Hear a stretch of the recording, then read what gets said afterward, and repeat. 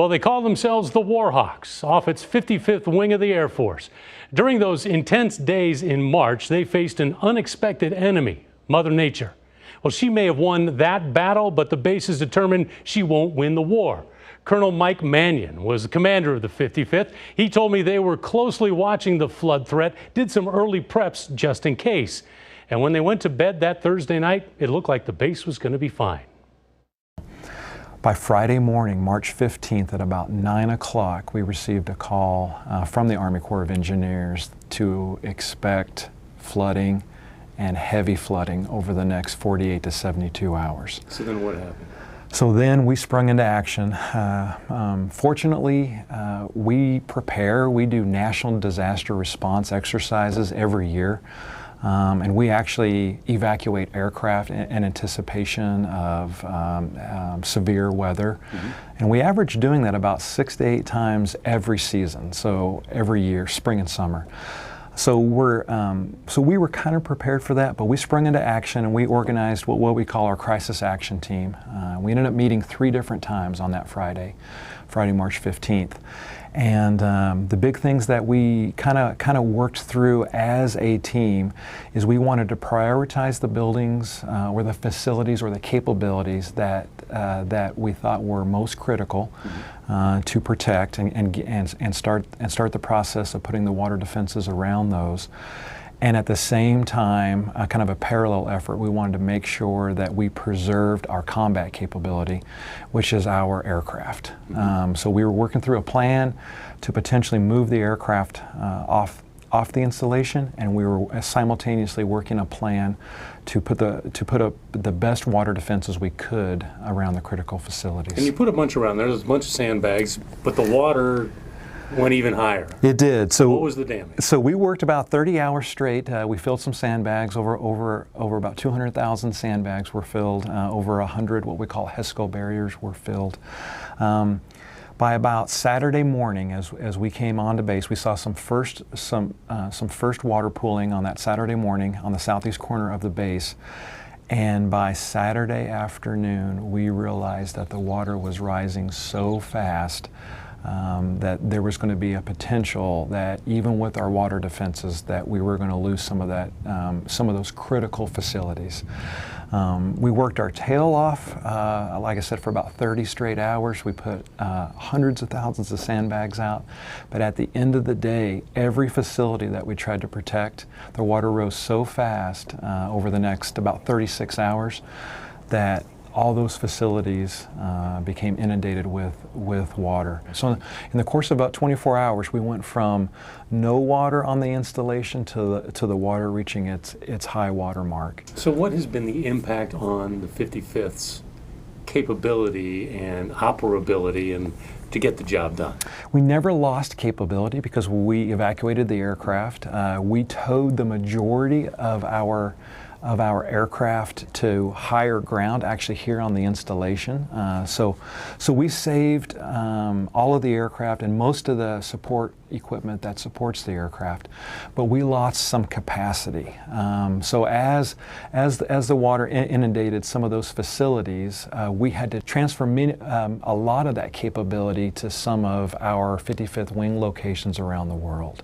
So our friends and partners that are part of the 55th Wing in England and in Japan, and part of our partners down in Texas, and even our Royal Air Force partners in England helped pick up some of the capacity load that we lost. Would you describe, like in March, like controlled chaos? It's funny, there was a little bit of chaos. I think everybody was just trying to make sure that we were prepared. And I drove around and I saw like literally hundreds of pockets of goodness going on. Like our communications specialists came in early on Saturday morning, and as the water rose, they went into every building and took out the critical comm switches and computers.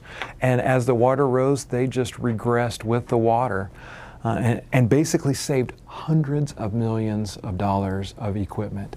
So was there ever any chance where the security or dropped at all from the 55th able to complete your mission around the world? No, there was no lapse in security, and there was really no lapse in our ability to execute the mission. We have about 30% of our wing and our combat capability is deployed at any one time anyways. So they were just at their deployment locations doing their job, kind of watching us on Facebook and on KETV as they could from their deployed locations to try to get the updates. But our ability to just deploy and execute the mission went unhindered despite the high water. So now we're a few months out. Yep. Where do we stand now? So we have reached a point now where we have done the full assessment of all the buildings that were impacted by the flood water. We've done most of the mitigation that we can. If you can think about mold mitigation, most of that heavy lifting is done. We are still mitigating some of the effects, and we're still doing some of the cleanup. But we've kind of made a decision on the way forward on which buildings can be mitigated and salvaged and reconstructed, and which facilities will probably be a complete tear down and a rebuild. We have been able to, as a team, kind of sit down and through that assessment process, allow our higher headquarters through Air Combat Command and the U.S. Air Force to understand our actual needs as we build the base back, and that's helped inform some of the appropriation and some of the funding.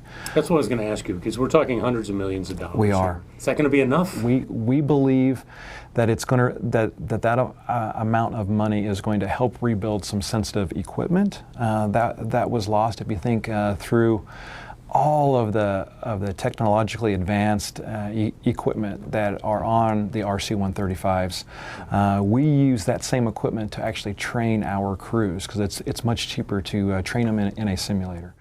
We also think it's going to be about $300 million or so to rebuild the no-kidding infrastructure that was lost, and we're going to need another pool of money to continue with the cleanup as well. So when does Offutt and the 55th get back to where you were? Or are you there now? I think so. That's a great question, and I'm kind of optimistic in the fact that we're never going to get back to where we were. We're going to get back to a better place. Many of the buildings that were lost that are probably going to be tear downs are buildings that were built in the 50s, 60s, and 70s, and we are working as a team to optimize our reconstruction. There are many efficiencies that I think we can gain by taking the appropriate time and putting the appropriate rigor into it to build it back more resilient and more optimized and be more mission effective. I think if you could close your eyes and wake up in about 2022, 2023, 2024, that the southeast 1/3 of Offutt Air Force Base will look a lot different, and we will actually be more combat ready than we are right now. And I want to ask you, there's been talk in the past about Offutt maybe being on the chopping block because of the location next to the confluence of the rivers. Is there a concern that Offutt may have a short shelf life because of the flooding? Well, basing decisions have an extremely rigorous process, and although that discussion comes up occasionally, the 55th Wing, which is also home to U.S. Strategic Command, has such a long history and is such a vital location for many different reasons. I believe the future of Offutt Air Force Base is safe and secure, and we will be here for decades to come. Now, as for Colonel Manion, he's moving on. Just last week, he relinquished leadership of the 55th. The scheduled change of command sends Manion to the Pentagon. Taking the reins here is Colonel Gavin Marks, a recon pilot. It'll be his job to pilot Offutt's recovery, and it's going to be expensive. Up next, what our congressmen are saying about that.